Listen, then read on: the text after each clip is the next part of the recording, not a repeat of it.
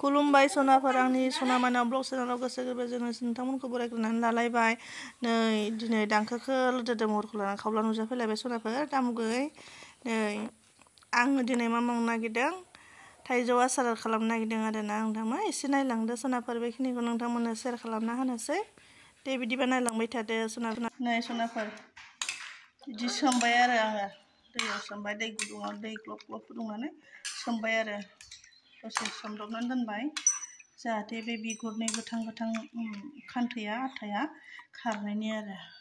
दसे सोमथबबाय ओमफ्राय बोखांनोसै आरो बोखांनानै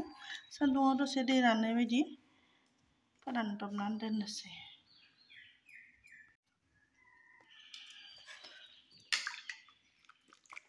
बोखां दोननोसै आं सोरनिबा बेयाव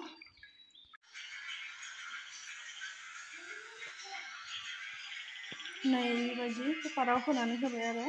बारा आनथाबथोंसै सनाफोर कुकाराव होना होबाय आरो आङो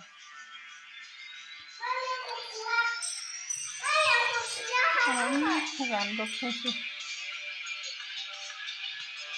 नै आसार फोरानखांनानै बार सानसुनि ओंख्रि संनोसैलाय ओंखाम ओंख्रि संनायनि टाइम जालायबाय सनाफोर। बिमा बुरैनि खामानि माथो होनबावनो बेनो। आलु साराय जानबाय हनै अर जोंथ'वाखै थावखौ फुदुंनानै लाबाय लोगोफोर नै बानलुबो होफाबाय आरो ओमफ्राय थाइजौखौ होनोसै आरो थाइजौखौ होबाय आरो थाइजौखौ होबाय आङो एबार ओमफ्राय सनाफोर जिरा मस्ला आरि होबाय गरम मस्ला जिरा मस्ला आसाराव होग्रा मस्ला होबाय संख्रि हालदै बानलु होनोसै आरो एबार मालायफोरा माबायदि बानायो आं बेखौ मिथिया ओमफ्राय खिन्थु आंहा बेबायदि बानायो आरो सनाफोर। जानांगौना दोनसै आरो बानायनानै एसे मस्ला हालदै संख्रि बानलु सब होजोब्बाय आरो ओमफ्राय एबार नैबे रोसि रुनांसै आरो लेबुनि रोसिखौ होयो आङो गोथाव मोनो आरो दसे खोबनानै दोनबाय आरो नै सनाफोर गुसु जाबाय सनाफोर नै सोनोसै आङो बथलनि बयाम माखाया बायदिसिना आसारजोंनो फिलाप जानानै दङ दिनैनि ओमफ्राय दा नै लबारनि प्लास्टिकनि बयामावनो सोनानै दोननोसै आङो उफाय गैया उनावहाय जाबाथाय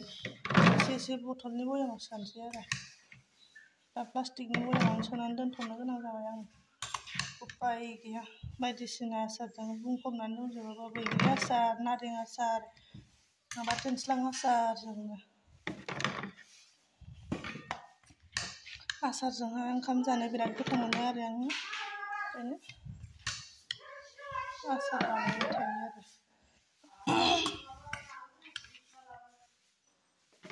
हाथाइनि बायनायखौ बारा बांद्राय माबाखाय गोथाव मोना आङो बांद्राय न'आवनो सिम्पोल बानाय जायो आरो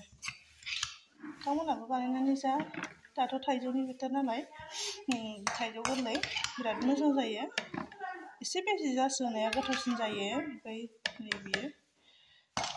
बांद्राय ट्रास्ट जानो नागिरा आरो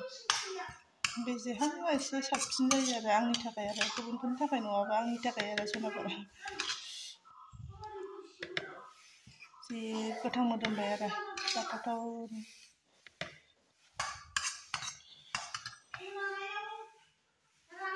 बयामाव सोनानै दोनबाय आरो सनाफोर नै खेवला आरो बेखौ बिदिनो दोनबाय थानाय सान्दुङाव दरन होनोसै आरो दे बेखिनियानोसैमोन दिनैनि भिडिअ'आ सनाफोर बेखिनियावनो दोनथ'नोसै उननि नेक्स्ट भिडिअ'आव लोगो मोनलायगोन बाय बाय बयबो सापर्ट खालाम सना माइनाव ब्लग चेनेल